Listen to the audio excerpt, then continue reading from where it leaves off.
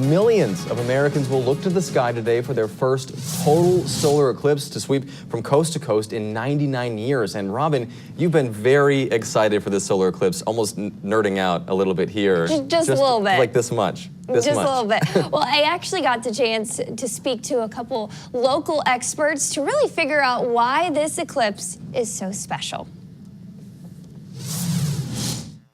They are extremely rare. There's no single site on the face of the earth gets more than one of these every 365 years. A total solar eclipse is something the country hasn't seen in almost a century. Now, there's actually three kinds of eclipses. What makes this one so rare is it's the first total solar eclipse to cross the entire United States, coast to coast, since 1918. The moon will pass between the sun and the earth, and its shadow will race across the country at an average speed of about 1,500 miles an hour.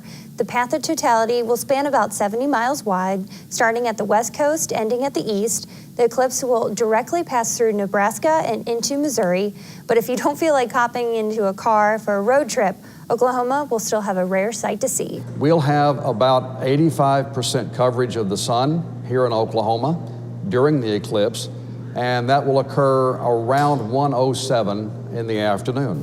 And I'm sure you've heard this from your mom, but a reminder, do not look directly at the sun, especially during a solar eclipse. Even though it's a small portion of the sun, only about 16% still showing, it will burn your eyes very quickly.